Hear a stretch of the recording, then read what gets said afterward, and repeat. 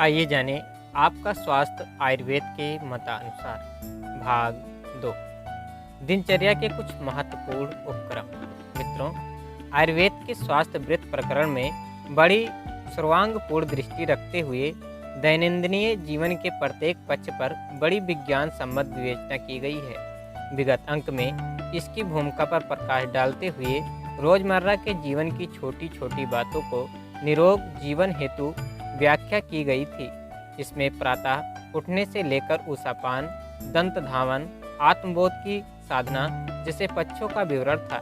इस वीडियो में इसी क्रम को आगे बढ़ाते हैं। इसमें अभ्यांग, तेल मालिश, क्षौर कर्म, दाढ़ी बनाना, व्यायाम, प्रातः भ्रमण एवं स्नान से लेकर वस्त्र धारण तक की चर्चा है।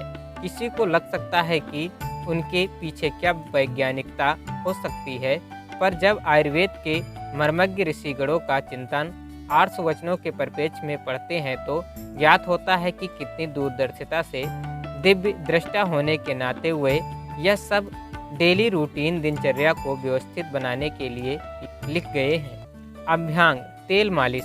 अन्नपान की इच्छा करने वाला पुरुष यदि यह चाहता है कि मंदाग्नि और अजीर्ण न हो तो ऋतु के अनुसार सुख देने वाले शीतकाल में उष्ण तथा उष्ण काल में शीत वायुनाशक सुगंधित तेल से मालिश करनी चाहिए।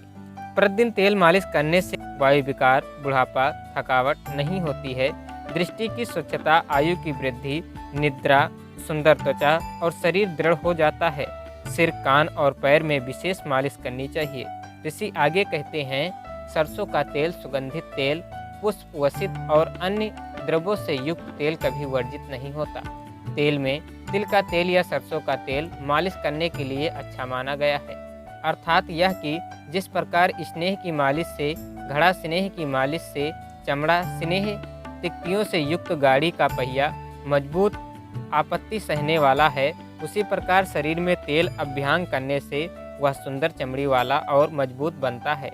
वायु विकार शांत रहते हैं तथा श्रम और क्लेश को सहने की क्षमता बनी रहती है। नित्य मालिश करने से मनुष्य कोमल, स्पर्श पुष्ट अंग वाला और बुढ़ापे में उसके लक्षण की कमी होकर शरीर सुंदर हो जाता है।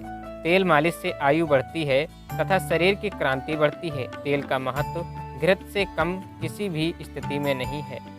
तेल में घृत से 8 गुना शक्ति है। अंतर केवल इतना है कि घृत खाने पर गुणकारी है और तेल मालिश करने पर। मालिश करने की विधि आयुर्वेद में इस प्रकार बताई गई है। सबसे पहले तेल मालिश नाभि में लगाना चाहिए। उसके बाद हाथों और पैरों के नाखूनों में मालिश, पैरों के तलवे की करने के बाद दोनों पैरों की पिडलियों, जांघाओं, फिर दोनों भुजाओं, गर्दन, पीठ, पेट और बाद में सीने की मालिश करनी चाहिए।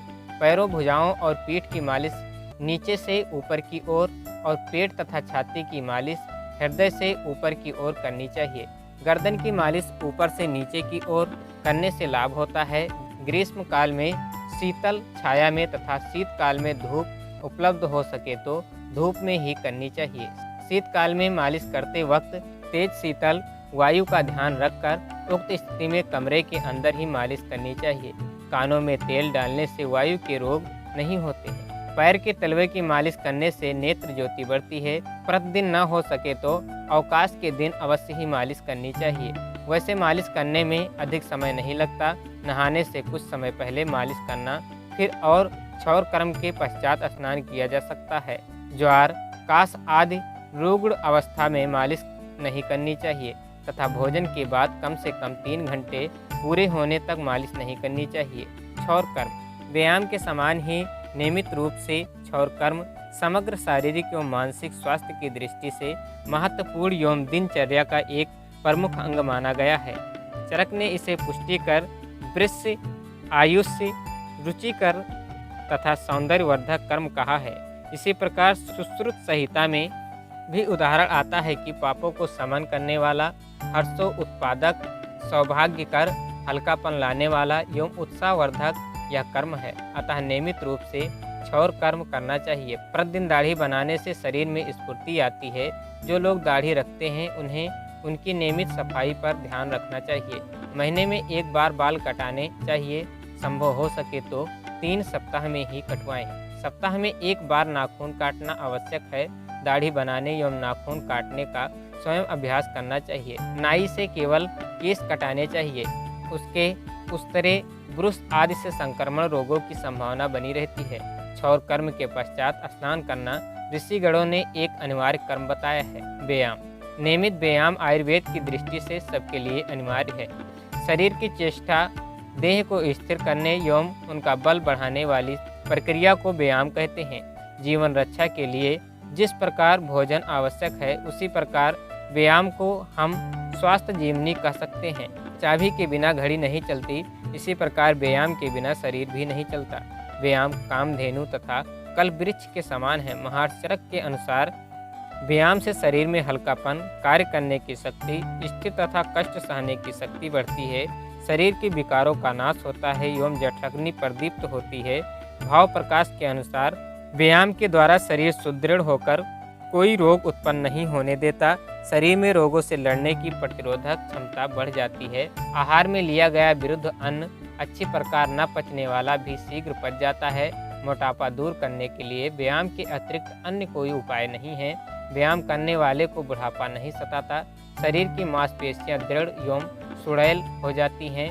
नाड़ियों को नवजीवन प्राप्त होता है। फेफड़े दृढ़ होते हैं। रक्त की शुद्धि होती है तथा मनुष्य दीर्घ आयु को प्राप्त करता है। व्यायाम सदैव खुली हवा में करना चाहिए। विद्यार्थियों के लिए प्रातः दौड़ना और प्रज्ञा योग के व्यायाम अधिक लाभकारी बताए गए हैं। प्रत्येक ऋतु में अपने बल की आधी शक्ति से व्यायाम करना चाहिए।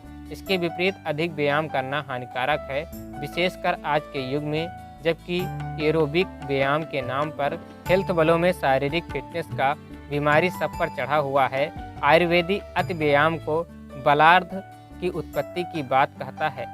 अर्थात व्यायाम करते हुए हृदय की वायु जब मुख में प्राप्त होने लगे, हाँकने लगे तो अध्र बल का लक्षण है।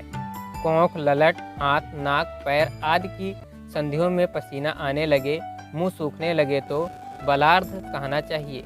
ऋषि कहते हैं अर्थात अधिक व्यायाम से क्षय, अधिक प्यास, अरुचि, वमन, रक्तपित्त, चक्कर, सुस्ती, खांसी रोग, ज्वर और श्वास रोग हो जाते हैं। व्यायाम क्या सभी को करना चाहिए, किसे नहीं करना चाहिए? इस संबंध में आयुर्वेद कहता है रक्तपित्त का रोगी, कृश, शीर्ष, श्वास कच्छ, खांसी और उरह छत से पीड़ित परंतु भोजन किया हुआ भोगी तथा चक्कर से पीड़ित मनुष्य को व्यायाम नहीं करना चाहिए। योगाभ्यास शब्द को एक युग्म की तरह से आयुर्वेद प्रयुक्त करता है। इसका अर्थ है आध्यात्मिक उन्नति का पथ प्रशस्त करने वाली प्रक्रिया। युग ऋषि परम पूज्य गुरुदेव द्वारा निर्देशित प्रज्ञा योग में यौगिक व्यायाम का दोहरा लाभ है।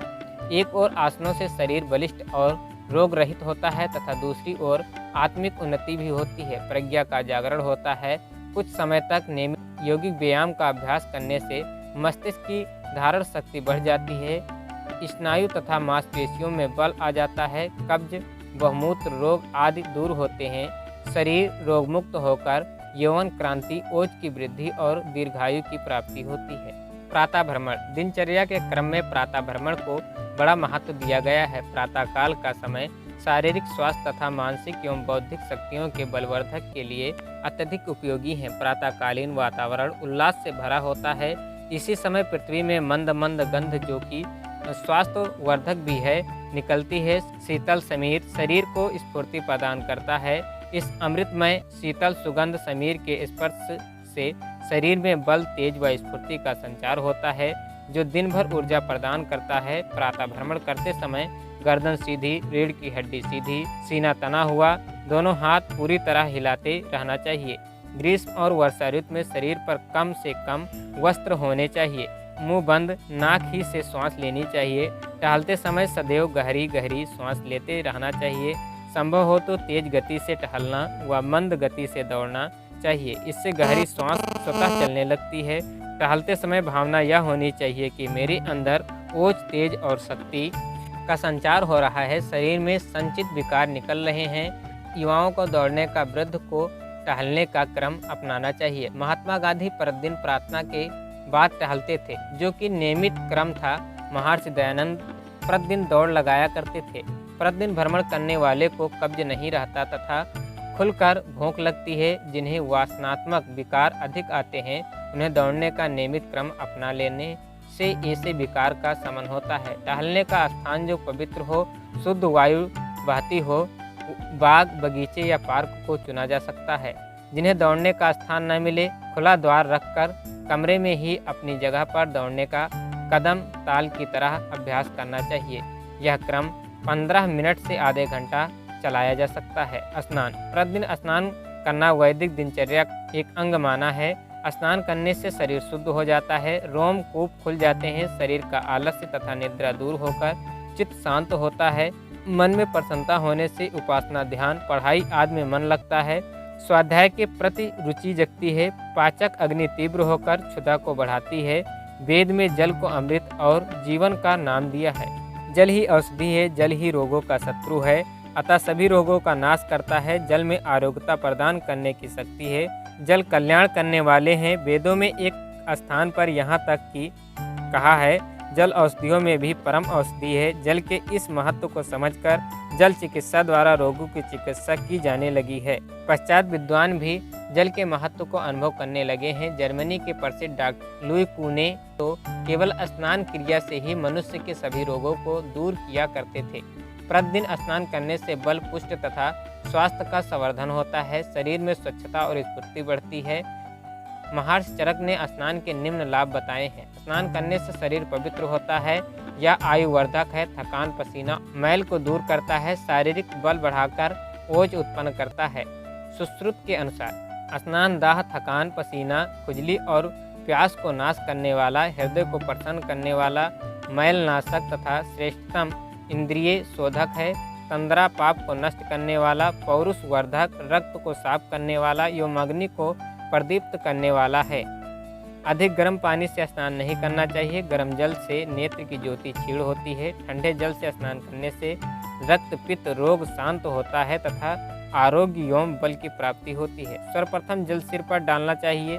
सिर नीचा करके तो 3 लोटे जल डालना चाहिए। ऐसा करने से मस्तिष्क की गर्मी पैर से निकल जाती है। सिर को भिगोकर अन्य अंगों को भिगोना चाहिए। गीले टॉवल आदि वस्त्र की सहायता से शरीर को खूब रगड़ना चाहिए।